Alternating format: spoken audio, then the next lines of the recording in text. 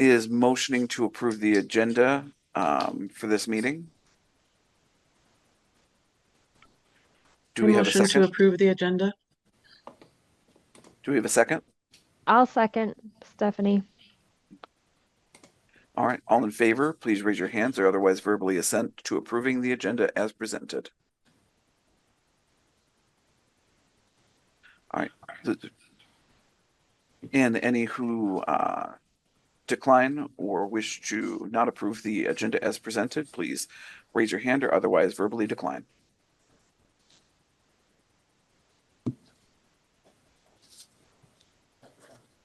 All right.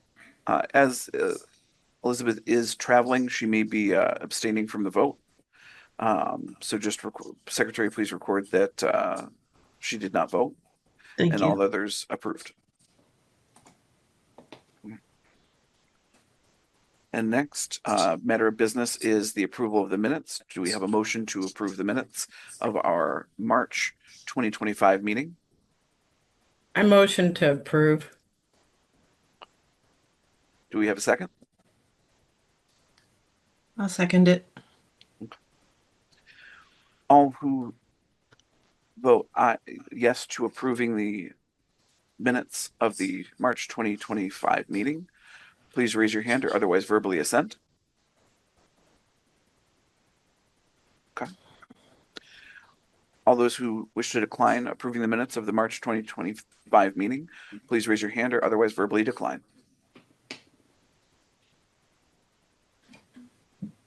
Again, note that Elizabeth was not able to vote and all others approved. Okay. So the next part, we were going to have a treasurer's report, but I had forgotten that Kristen wasn't able to make it. And so she did do us the favor of sending kind of bullet points of the financial report that I'd like to go over just real quick.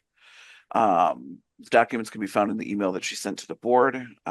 If you haven't had a chance, please check those out. But according to the treasurer's report, we did close the fiscal year with a 79.9% expense to revenue ratio, which is very good. It falls within the recommended range of 65 to 85% for nonprofit organizations, indicating that we're appropriately allocating most of our income towards member services and operations while maintaining a marginal surplus or buffer.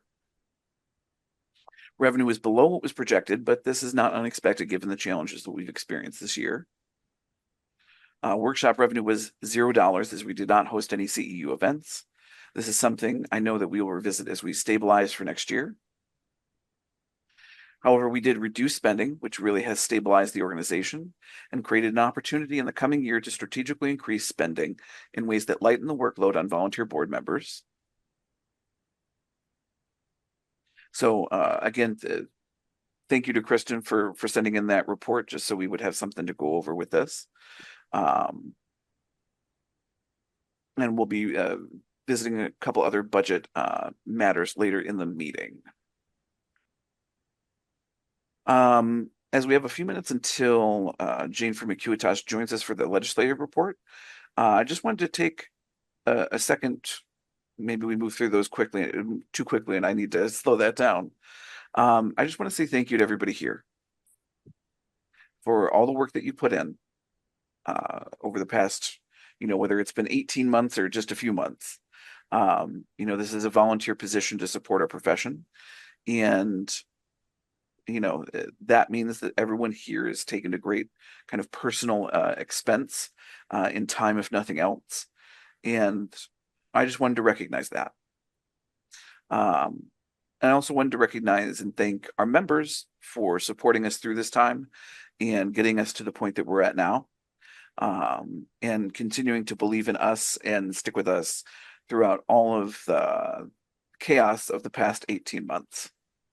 It is very appreciated, and we hope to be able to live up to that trust. And Chris, I'd just like to say, thank you for everything you've done in being president of the organization during this time. So just want to reflect that back to you as well. Thank you. Yeah, it's definitely been a change. It's and you know it. I like to think of this position, and I guess I'll wax poetic for a few minutes while we wait. Um, is that I'm not any more important than anybody here. I think sometimes people put the big hat on the president. Um, and the thing is that we are all integral to the operation of this organization. And as I've said in statements in the past, I'm just here to provide the structure as president. That's my role. And and this isn't to deflect your commentary there, Stephanie. Please don't take it that way. Um, you know, I'll just shut up and appreciate the comment. Does anyone have anything else they'd like to say just for a couple minutes? I know it's a little bit off topic, but we have a couple minutes till Jane shows up. I'll say thank you also again to our members. It's really heartening when we send emails, how fast they get opened. So we know that people are listening and interested and attending our various workshops, and we really appreciate it, and we really appreciate you. We couldn't be doing this without you, so thank you. Hey, Martin, how's it going? Good morning. Hey, morning, Chris. Hello, everyone. Are you going to be doing the legislative update, or are we still expecting Jane? Jane is going to be on. We'll probably both just kind of add some stuff, add some items. And I was actually just on with her. I just jumped off at 10, and she gave me a ring. So she should be here any second. One thing I can share that we were talking about a little bit before the meeting in an email, there was a Facebook post in the Michigan LPC group about budget stuff in the House last night. Jane did get back to me after she did some digging. The House adjourned last night without passing the budget and plans to return next week. She's referring to the proposal that was passed on June 11th. In fact, these sections are part of the holdup as the Michigan school boards are against this part of the proposal. And she included an article in that with me. So I'm going to send that to everyone real quick. Yeah, she had mentioned that. Yeah, no, I was at the Capitol until they adjourned. I had actually received information pretty early on that they weren't once they came back at 8 p.m. They were calling it a night. So, and if somebody who's in that group might be able to just clarify for that person that made the Facebook post, and that way we can try to avoid any panic around that before it's necessary. But still, maybe still encourage people to reach out to their House representatives as well as senators about that provision. Was there miscommunication around it then? Yeah, so we saw a counselor in the LPC's advocacy group stating that that it passed the school aid budget and Okay. it was moving funding for the School Community Health Alliance of Michigan, specifically Section 31A and 31N, into the General Per Pupil Foundation Allowance, which would have created a real big funding crunch around mental health services provided in schools. Sure. Mhm. So we don't want people to panic about that, but we use this as kind of a call to action. Absolutely, yeah. Nope. As you're well aware, it'll be a busy week next week, which is I don't think I don't think a lot of legislators were hoping to be around the Capitol next week, but they will be. And I think Jane might have jumped on. Yep, Jane's here now. Okay, Oh, great. yes. I'm here. Hi everyone. Hey, I don't know. Martin, what have you? This was just sharing the Okay. Facebook post and that information, so we haven't. Okay, yeah, gotten perfect. anything. Yeah, Chris, I sent you an email back. yeah, I was just sharing it with It was everybody. just she was incorrect. They passed absolutely nothing. So I'll start with the LLPC bill, which has been submitted to the LSB. So they're they have the draft, so they're, you know, doing their thing. We don't have a bill number yet. LSB's really backed up because of the budget. That's what everyone's saying. So, but it has been submitted, so it's on its way and it has support. So that was the hardest part. So I'll keep everyone updated. Um, Carol and Dr. Burns testified this week on the compact legislation that was introduced by Representative Bonak. They gave their neutral testimony as we gather, you know, opinions from your members. They were receptive to the neutral position as they didn't really know yet. They didn't know about, they are pushing these compact bills through. They are addressing shortages in healthcare right now, particularly in rural regions. So I don't think they looked into how this affects the counseling profession. So we do have a meeting with Representative Bonak this week. And he's looking forward to that meeting and hearing more from you guys. So, and like we If I just, could jump what? in there Yeah, yeah, just yeah, yeah. briefly. I know we've been communicating about the meeting with Rep. Bonak, and it was very nice to chat with him briefly after committee. He came over and met the group and said hello. He's committed to working with your organization and us to work through some of that stuff. I will just flag Tuesday. So the meeting, I believe, is scheduled from their office on the 2nd. They asked for a virtual option. I think we're going to have to be flexible with that, given that Tuesday more than likely will be they're going to go in at noon on Tuesday, and it will more than likely be a very long day into Wednesday morning. And I don't know what the representative's plan is. Obviously, he's in the Marquette area, so he's got to hike home. So I don't know when he is planning on heading back north. But we'll be in communication with their office, their staff, so that we can figure out if they go late, if he's heading, if he's what the plan would be. So we'll probably have to be fluid on the second meeting. Just an FYI. So that was the meeting that was scheduled for 10:45 Wednesday That's morning? correct. Yep. Yeah. Okay. So when Yeah. you're saying flexible, it may need to be earlier than that or later than that? I'm thinking that depending on how late they go, they could be up for 24 hours. It could get moved. It could get moved dates. It could get moved times. But I wouldn't anticipate it being any earlier because I would think that they'll be in session through midnight into Wednesday morning. And generally, members will move around their schedule after a pretty hectic evening and a long night. And it will have to be virtual, just because of timing. And it's important that if we keep that date and time, it's important that any method of meeting on this is important. So, not ideal, but it is what it is with their schedules right now. That's like the high level. Does anyone have any questions about anything? So they were pretty clear that we have some concerns and that we're still maintaining a neutral position on this.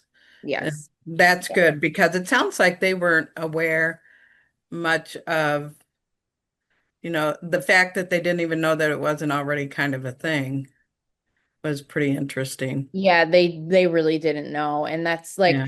it is part of what they're trying to address. There are very Mhm. serious shortages of healthcare staff, like healthcare providers in those regions. Mhm. And I think that it was really good that you guys gave that educational testimony because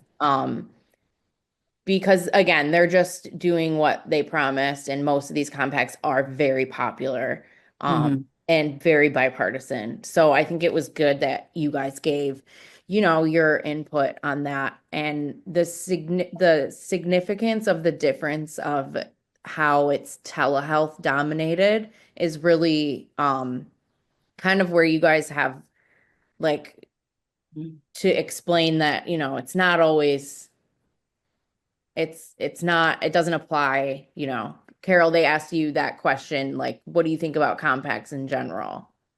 And you said, yeah, they don't, but they, there's more to it. So I think maintaining that neutral, just keep educating. And like I Mhm. said, Bonex looking forward to our meeting. Good. And I also want to commend your organization for your quick turnaround on such short notice and ability to mobilize Yes. and to get into committee. I think that set a really good precedent that you were paying attention and we're engaged on the issues. And I think it was really good to see Rep Bonak come over and say hi and commit to working with the organization. And I think part of that piece will be maybe engaging with some of your members from the Upper Peninsula and some of what they're seeing and the process up there because that's where he's at. He's up in the Upper Peninsula there and I think strategically that's a reason why he's a lead on that bill. And so I want to thank you guys for mobilizing the way that you did, and it was much appreciated. And I will add one more thing. He did allude to the fact that, like, don't worry, like, time is kind of on our side right now. Like, we've got time to chat about it. So, and hear from, everybody. So I wanted to add that in too. But yeah, that's all we've got. I don't know if anyone has any questions, please let me know. And I did mention to both Jane and Martin about sharing legislative updates and emails with the entire board at this time. So you guys should be getting more of those. Yes, I added those to our and then so I do all of the healthcare things. So if there's anything that you guys see, please feel free to reach out, email me and say, hey, if you want, will you track this? I'd like updates. Anything you need, just reach out and we'll make sure you're updated on it. And I know that Carol, you reached out, or I'm sorry, Dr. Burns, you reached out about staying informed on the Medicaid cuts. And I will continue to do that. If there's another hearing, I'll let you guys know. If you want to submit a card or speak, they'll probably only be doing cards because they're just doing presentations on Medicaid. But I'll let you guys know. And then you guys can get your voices heard that way. Yeah, anytime there's anything about Medicaid funding that it can be very super relevant for us. Okay.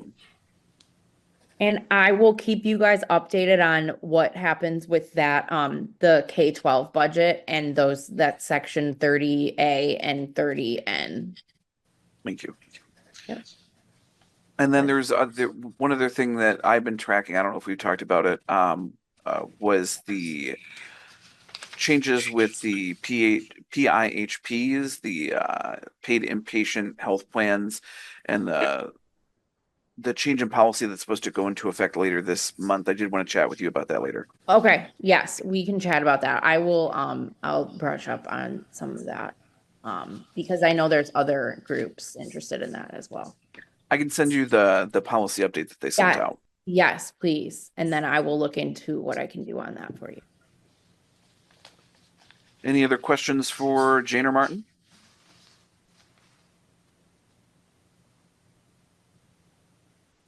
All right. Sounds like we're all done with the legislative update. Thank you both for attending. You're welcome. Everyone have a great weekend and a great holiday. Yes. You too. Thank you so much. Yeah, you're welcome. I'll keep you guys updated. Awesome. Thank you. Okay, bye. Bye, everyone. Bye-bye. Okay. So Chris, is there someone from this group that could do a comment response to that post in the advocacy site about the school board? yes, that's what I was hoping for after, along with a call to action to contact their representatives and state senators. Yes. Sorry if I skipped over mentioning that. Yeah, no, that's what I'm hoping for. hoping that you personally, you'll respond to that. If someone else could, because my day, once we get out of here, it's fill up.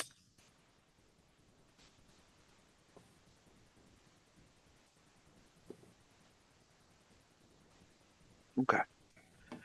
So we can now move on to new business. There's a fair bit here to address. The first matter was ratifying the board decisions that were made by the smaller version of this group during the kind of chaotic time. I do have a motion prepared.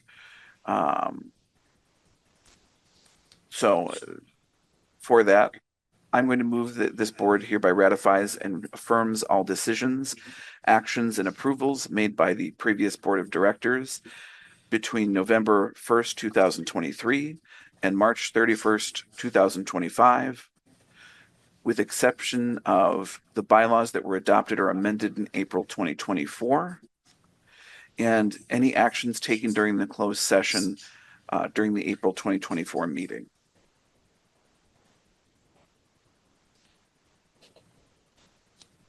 You're muted, Carol. I second that motion. Time for discussion? Can you remind us what was in the April one? Because I read the 2012 bylaws that you sent out and then the current one. And I'm not sure I caught which was the modifications or suggested modifications we made in April 2024. So the suggested, the bylaws that we adopted in 2024 were in the first document that I sent out. Okay, so, okay. And featured a little bit more specificity around things like the executive director position, amended in some ways how we are going to do elections, the expectations for the creation of budgets by the budget committee, as well as several other things. There's a couple things in there that don't necessarily apply to our current situation as much. Yeah. And because we're currently operating under the 2012 bylaws, you guys need to be able to review any proposed bylaws changes for 30 days prior to being able to adopt them. And so since we're making some changes in what I will refer to as the 2024 bylaws, we just can't pass those at this time. Okay. So basically that first bylaws that you sent out, that's the 2024. Yes. There were some highlighted areas that I wasn't sure if that's what you were referring to as being what was amended, or I could not for the life of me find out how to take that highlighting out in the copy that I had. That was the reason for that highlighting. Apologies. I nice. should have explained that. No, that's okay. I was just so that whole thing is the April 2024 bylaws. Okay, I got it. Sorry. No problem. And did you have questions about the actions taken during the closed session, or? I didn't. Okay. I can explain those to anyone after offline in case anyone is curious, or if they would like to know now. Because it was a closed session, we would probably want to suspend recording for a few seconds.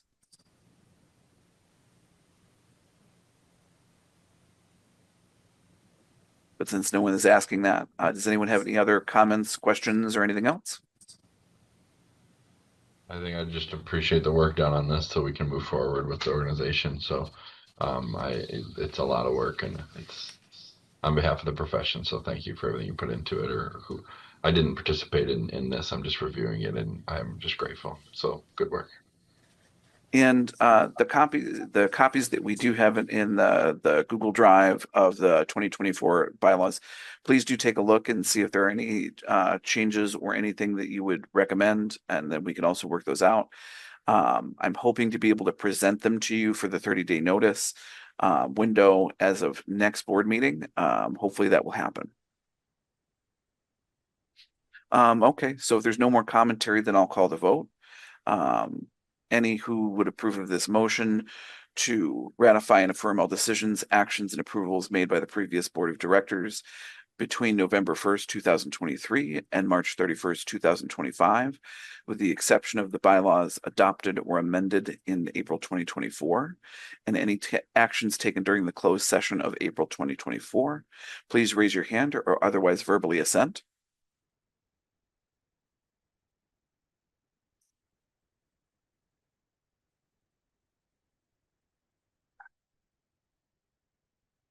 Any who would decline the motion, please say nay or raise your hand or otherwise indicate verbal dissent.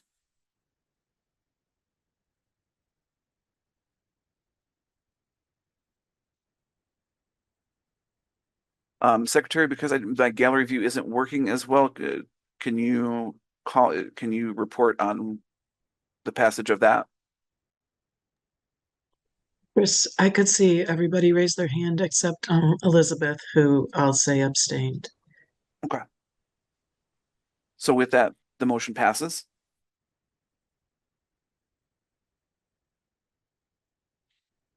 Okay.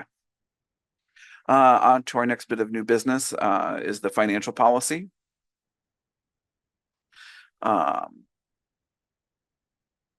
I do have a motion for that as well. The policy was put forth by Kristen in terms of having a solid policy about spending and financial responsibility. Did everyone have a chance to look at that? Okay. So then I would move that the Board of Directors approve the financial policy as proposed by the Treasurer, titled Approval of Charges and Financial Expenditures, with a single amendment to the policy which would replace the words Vice President with Past President or President-elect, and that it be adopted as official policy effective immediately and entered into the organization's permanent records. Do we have a second? I second that. Time for discussion? Yeah, I had a little bit of a question. I think it's just a clarity thing. On page 3 of the document, when she's listing bank account access and signers, the third bullet point down, at least 2 active board members must have full visibility and access to all the financial accounts at all times. I am wondering, and this is based on my limited board experiences in other places, wouldn't that need to be that all active board members must have access to the financial accounts at all times? I mean, to my understanding, that is not how it's usually done. That's usually done by is in the role of the treasurer Right. to do that. So I don't think usually that all board members have constant access and visibility. Okay, so that's what it's referring to as a constant. I mean, if any board member said, hey, I want to see the financials from such and such month, the treasurer has to make that accessible to that board member, right? In the section 5 of that, full bank and credit card statements shall be made available to all board members on a monthly basis.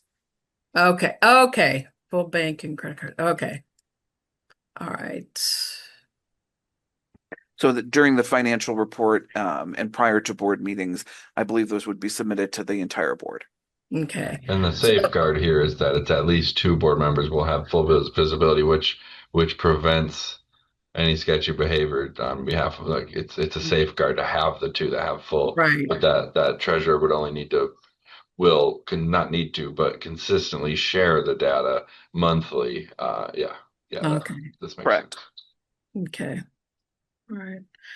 Yeah, I guess I don't understand how that's different from just sharing every board meeting, every monthly board meeting things. But so we need the treasurer and president are the authorized signers. We have 2 backup signers of the vice president or secretary, or a backup signer of the secretary, it looks like. And then the 2 active board members listed in bullet point 3, they're not actually signers of anything or backup signers. They just, do we pick those 2 people out, or does the treasurer pick those 2 people out, or is this a rotating random kind of 2 board members? How Which point are you I'm looking back at? down to the number 7, bullet point Okay. 3 on page 3. You're asking who gets selected to be the two people. Yeah, if indeed we need to do that, or if that's just when she finishes the report, she designates 2 people and that rotates from month to month to make sure that those 2 extra folks are getting that. Am I making any sense on that? I believe what, and I don't know, and maybe someone can clarify this for me in terms of this. I think I don't know if this requires additional people, like 2 Right. additional people from the treasurer and president. Um, I think this was in regards to the previous situation with the independent contractors being the signers and the only ones to have Oh, access to the bank account. This is to prevent that and to okay. say that there must always be 2 people. So say if the president was incapacitated, someone else would have to be given that authority, would have to be given that visibility. Oh, well, that makes a lot more sense because the 2 active board members I was reading it as that's 2 beyond the treasurer, president, or secretary, and it doesn't necessarily have to be. No, That's I think very cool. Yeah, I think that Okay. in terms of if Mhm. say treasurer, president, or secretary were otherwise incapacitated, somebody else would have to be chosen to oversee the bank account with whoever that other I authorized person see. is. Okay. Yeah, it just sounded like that was an extra step in there, but it doesn't sound like it's extra at all. It's just the same. Okay. That's cool.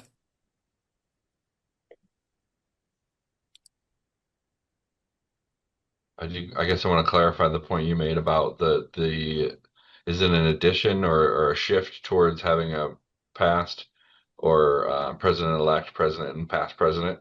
That's is transition for this board from vice president. No, I think past president and president-elect were the previous form as well. I believe that she was probably devising this with someone. She may have consulted an accountant or something else. And so she had sent an email saying that that vice president was not the term she intended to use, which is why I proposed that in the motion. As we're reviewing this, that language would change, but Yeah. that makes sense. Thank you. And the reason I included past president or president-elect is because in the current bylaws, only one of those is serving at any given time. And so we can't have it just be the past president. Um, they kind of switch off roles in terms of supporting the executive officers in the current bylaws.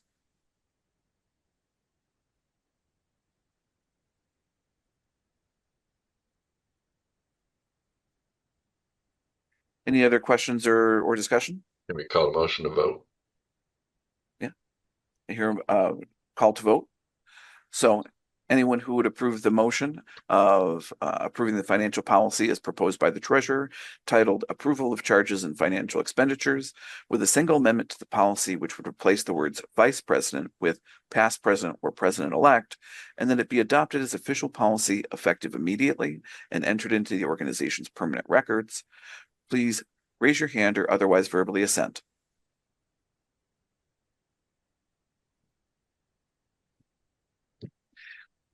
Any who want to decline the motion, please raise your hand now or otherwise verbally decline.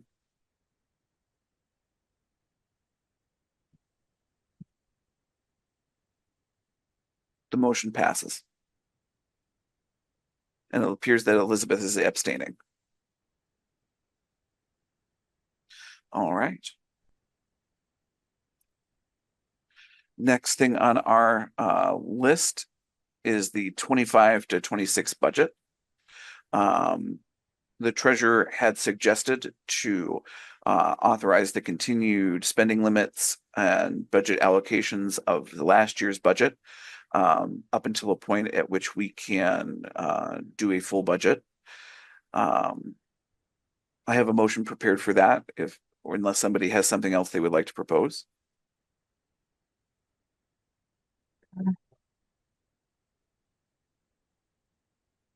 Chris, I can make that motion if you like.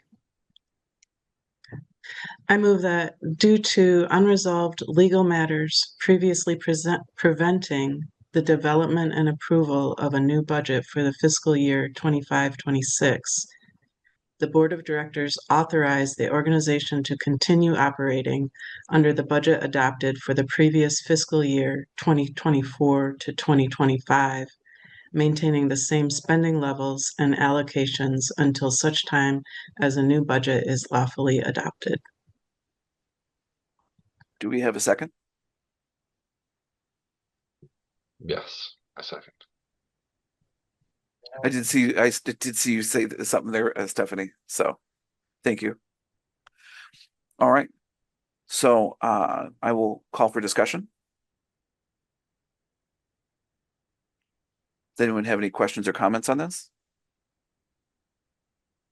I just want to say that I think our finances have been going amazing. I'm impressed with how much money that we've put in the bank and just how clear and simple it's been. And I've been very, very appreciative of Kristen's work and how she lays it all out, how we can see the month to months all in one place has just been fantastic. So I appreciate her work on all of this and her suggestion to do this until we can come up with something different. Yes, I concur. She's done an excellent job. And with her help in getting us through all the difficult time, shows some wonderful financial stewardship of the organization. And I think everyone, I hope, appreciates that very much. But I don't know if this is really a discussion of the motion. So is there any other comments on the motion itself? Let's call it the vote. We have a call to vote. Any who would like to approve the motion of due to unresolved legal matters previously preventing the development and approval of a new budget for the fiscal year 25-26, the Board of Directors authorizes the organization to continue operating under the budget adopted for the previous fiscal year 2024 to 2025, maintaining the same spending levels and allocations until such time as a new budget is lawfully adopted. Please raise your hand or otherwise verbally assent.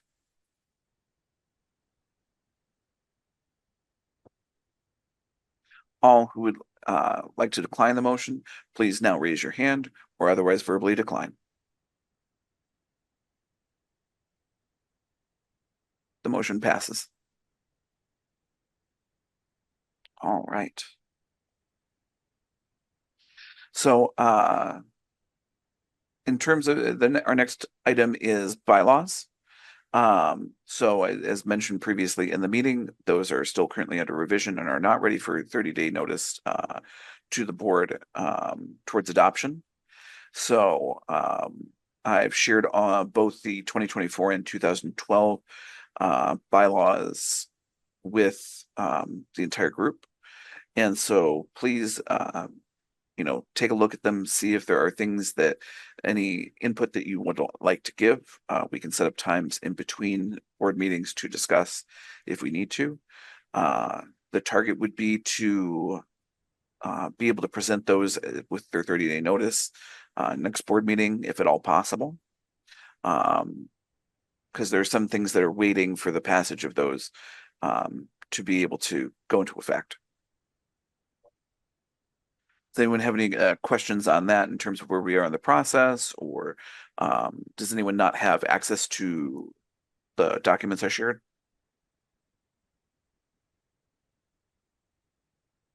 Okay. And if you have any questions, feel free you can make comments directly into the document.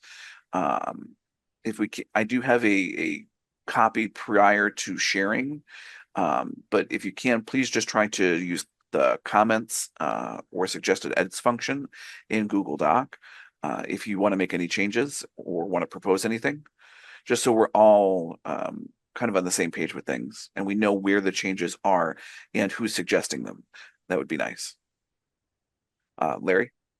Yeah, I would just encourage everyone to go in there and do that because I did that yesterday, and it's 17 pages. So set aside some time for yourself to do it, and and read through it so that you understand it. And, and I caught one or two little minor, typo things. So everybody, more eyes on it, the better. It's funny because I went into it and I thought, yeah, I can do this. And I'm reading through and I thought, okay, I want to make a comment. So I misunderstood some of the symbolism there. And I thought if you wanted to comment on a comment that was already there, I hit the check box and it just then disappeared. And it's like, well, that didn't work. So I'm going to keep my hands off until I can go over this again and figure out how to make those comments. Because I don't want things disappearing. So Laura, you just have to hit reply. So where is the reply It's button? it's right underneath. Okay. Okay. Well, Click on the text of what you're reading, and then it will open up a reply box that you can then oh, fill. so I highlight the text that I'm reading and a reply box comes up? Click on the text, that you want to reply to, and then it'll Okay. say reply or add with, yeah. But if you Oh, click that look at check that. marks on Uh, Larry's, it'll go away. Yeah. I can Okay. unresolve that. I can unresolve that comment that you resolved too. I'd seen that you had resolved it, and I was like, well, that seems definitive. So the check mark means resolve it. Okay. Yeah. Laura's Okay. bold. Well, It's a non-issue now. She check marked it. No, I'm just joking. yeah. Carol? Sorry. I just wanted to say for the new people that those bylaws, we worked extensively with our attorney Adil Dowdy on. So they're very comprehensive, but definitely the more eyes on them, the better. So, but we're very proud of them, and it's a really good base to go from. Okay. So does anyone have any other comments or questions on the topic of bylaws? Okay. So next was committees, and we talked a little bit about this prior to the board meeting in terms of what committees we would like to see. And the importance of committees is making it so we have, at least in my opinion, and this is open to discussion too, is to have smaller teams of people very dedicated and interested in a topic who can amass subject matter expertise and then report back to the full body kind of the work that's being done. And that way it's kind of a little bit cleaner in terms of the communication, and as well as giving people the time and opportunity to develop that subject matter expertise in these areas. And that tend to be a very critical function to the organization. I know that last time we talked about it, there were a few committees that were proposed. Those being membership committee, there was a social media and outreach committee, and there was an education committee, like education and training, and then the bridging initiative were all discussed. I don't have a motion for this because that was kind of going to be open for discussion, and I think if we decide to officially create these committees, we can come up with a motion kind of in the moment. But does anyone have any thoughts or further points of discussion on these? How would we go about either chairing the committees? Would it be an expectation that a board member would chair a committee or co-chair, or have general members be chairs, and then how do you foresee the I don't know, the parts with accountability factor impacting this? Or I guess, does my question make sense? Would we chair them? Would we seek co-chairs? Would we carry the load of the weight of the committee? How has this been done in the past, and maybe what would be the plan moving forward?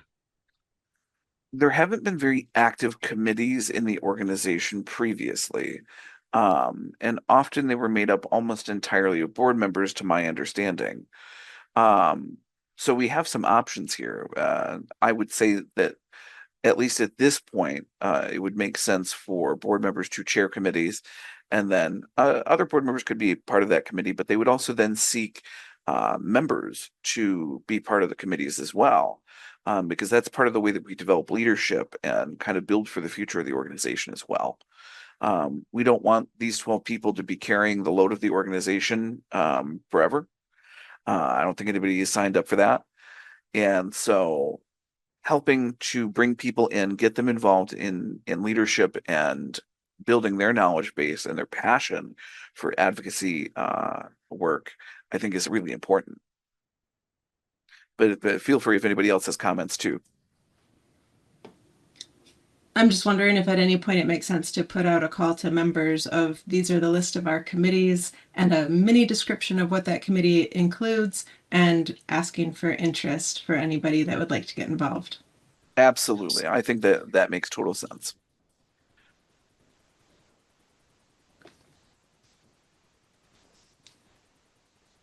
But again, I'm just one voice. Everybody else can have an opinion on that too if somebody else doesn't agree. I think we made some headway in our last meeting where we did say who was going to head what. And Chris, you were taking the lead on legislative, and Steve and Lori were throwing a hat in for some involvement with the bridging committee and the university connection. I think I threw Steve's hat in without Steve knowing, actually. Is, Yeah, I'm here for that. Yeah. You're here for that? That's awesome. And Kristen was leading the budget committee, marketing and social media outreach led by Liz. So we do have some in place, and then there's still a few that. Clarification, none of those are in place as of right now, because one of the decisions that we ratified when we ratified the previous board decisions was the closure of all committees. Except I believe bridging. Bridging is the only one that still exists. Okay. It's the no current chair. Well, not yet, right? We haven't. Nobody's put that forward yet. So. My thoughts on committees and chairs and co-chairs and stuff. My general approach to being in a committee with a state board would be that I would prefer to be more of a liaison role to the committee, and then find members who then would be empowered to be the chair or co-chairs themselves. And then as a member of the board, I think being a liaison and attending and supporting their mission, and then bringing that information of the status of the committee back to the overall board for any board approval requirements. So if I'm thinking long term, that's what my hope would be, that's how it would be set up. So but in the short term, it would maybe be chair, and then try to find a co-chair, step back from chair, be more liaison, and then you're really building succession within a committee, which I then would hope would be succession within MMHCA board, if depending on the committees and involvement and interest and stuff like that. I think that's a wonderful approach, Larry. Well, I think that we have to be careful about which committees we do that with and which ones are under board control, because certain committees, even like the education one, those are endorsements and those are representing the board and representing the organization. So I wouldn't want to have it be done all with just a liaison. I would want that to be chaired by a board member so that we get board approval of who's doing programs, what programs are being done. And I'd like certain areas more control. Maybe like the bridging makes sense to do that where it's more outreach, but we have to keep in mind that every committee that's going to have contact with people outside the organization and with members is representing our organization. And I wouldn't want to just leave that to a group of volunteers who are not, duly leaders of this organization. That puts certain things at risk. I think that's what happened in the past, where we had some individuals who were running the committee, who were doing the legislative contacts and were doing a whole number of other things, doing education and endorsing themselves. And there was no oversight. And so certain things we need oversight, other things we need less oversight. And I'm not exactly sure which of those organizations are which, or which of those areas are which, but I think we need some oversight. That's just my opinion. My thought would be nothing would be able to be done without the approval of the board within the committee, and they're doing the proposal stuff. But I agree. I think it should be labeled out then, or written out in the policy and procedures, or whether it's the bylaws or I don't know what to call it. But yeah, that should be named, identified, and specific to each subcommittee as it's created. I think, especially if there's a difference between different subcommittees and how they're, or committees themselves. And when Steve was mentioning it to me, I was thinking about that uniquely for the bridging initiative because I think it makes a lot of sense for that specific initiative to be developing leadership and to be building people up. But I would say that maybe always having a board member as a co-chair, because in some ways a co-chair is a liaison to the board, right? The chair or co-chair is the person who reports to the board at board meetings.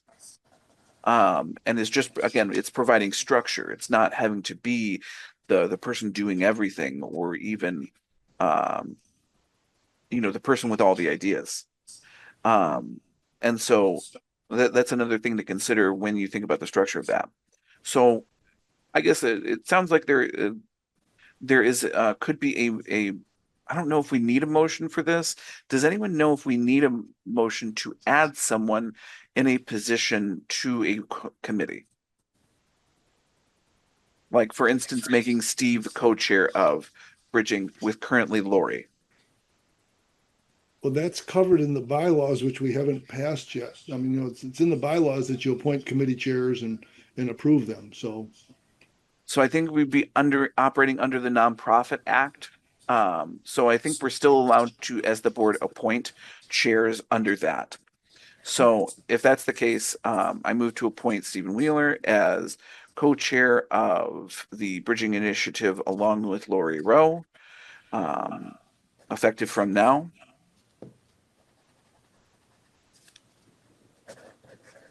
Do we have a second? Stephanie, you're muted. I'm second, Liz. Okay. Yeah, Stephanie, if you want to take off the mute, because I think there's been a couple times you've tried to speak and just been muted. Oh yeah, sorry. I thought my space bar was working, but I guess maybe it's not. So for this case, Elizabeth seconded. And so is there any discussion on that? I feel like we already just did the discussion, but. I would accept. I do, I think it'll take a little time for me to get comfortable with what the bridging committee is, but I'm interested and I want to be collaborative with the universities and stuff. So I'm interested, and I appreciate the I don't know, appointment or recommendation for it. It appears there's no other points of discussion, so I'll call the vote. All who approve of Stephen Wheeler being made the co-chair of the Bridging Initiative along with Lori Rowe, please raise your hand or otherwise verbally assent. Okay. Any who would decline the motion, please now raise your hand or otherwise verbally dissent. I abstain, for voting for myself. And do we have any abstentions?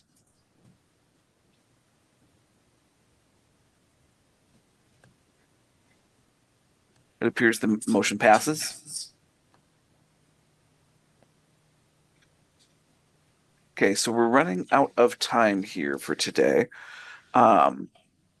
So if people can maybe send some messages about, and I may send some motions via email if we are allowing that for the creation of the other committees as per Amy's notes and what the previous discussion was.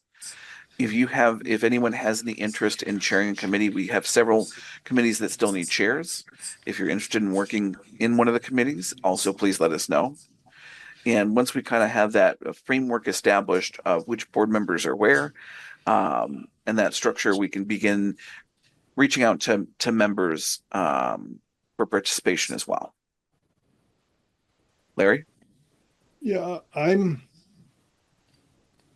feeling like I need more time for us to have a discussion about what are the right committees and Sure. where, because it feels to me like we're jumping, we're putting the cart before the horse.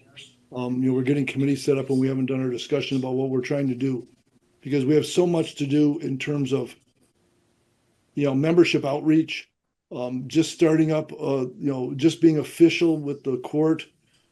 Gives us some possible opportunities for marketing and member outreach, but we have to plan that effectively. That then overlaps with education and offering opportunities for outreach to, services and benefits to members. That's a lot to think through. And I think this just jumping in and appointing committee chairs, we haven't thought through what process we want to take, what issues we want to address, what type of training we want to do. There's a lot there. And I think that's okay. I'll stop. I think we're jumping the gun of appointing committees and chairs when we don't know what our strategic plan is at this point. Yeah, I agree completely with Larry here. So I will throw out there that we talked about it last Sunday, and part of what you just talked about is the work of committee, right? Unless we want to have 12 voices in on each of those things, which we're fair to do. We don't have to appoint committees at that point. But I think creating smaller work groups to in the identified areas that we've already talked about is important. Yeah, and as to the bridging committee, that's always been a committee that's been there. We've never disbanded the bridging committee. So doing that this morning, but I agree with Chris, forming the committees, getting the chairs now, and then the committees define themselves. I'm wondering if that would be one way, and then it has to meet with board approval at some point, and the board has a right to change or modify what a committee has decided. I think what Larry and I might be speaking to is that we can't do everything all at once because we're building and we don't have the strategic plan in order to figure out where do we most need to focus and what exactly are we focusing on. I think it's more about the missing of a strategic focus. And let me add to that there's overlap. The two I mentioned, there's incredible overlap between those. And so if we don't have a vision of where we're going, we could have two committees doing contradictory things. And we don't need that. So we need to have that strategic direction first, and then we can assign which areas do what. But I think in the most basic sense, the bridging committee, what we would probably all agree with that has been there and needs to continue to be there is making ourselves known as an organization to universities. We've talked about so many students not even knowing what organizations do what and who's who. And it's really important that the universities have a connection to us and know what we are and why they should encourage their students to support us. So that part has always been and needs to always be. So that part doesn't require much fleshing out. As far as that committee with Steve, it can grow in a lot of other ways, but do we all agree on that one component of what can already exist with the bridging committee? I don't think anybody's saying to reverse that, Amy. I think what we're talking about was additional things at this point. Yes, totally agree. I was just saying maybe that one part we could continue to let it go as is while we develop those. Yeah, I don't think we need to reverse that or change that. I'm just talking about all of the other areas, and because there's a lot of overlap, and we can't be deciding things that have overlap until we've decided our general direction. Yeah, that's me. That's just one voice. No, it's a good point. And I know you and Carol have largely been handling membership communication, which is also a big one. Carol? Just being mindful of time and knowing that people have 11 o'clock appointments, I motion to adjourn the meeting for today. A second. All right. All those who agree to pass the motion of adjourning the meeting, please raise your hand or otherwise verbally assent. Agree. All the unanimous passage. The motion passes. All right. Have a wonderful day, folks, and enjoy your holiday. Thank you, everyone. Take good care. Bye-bye.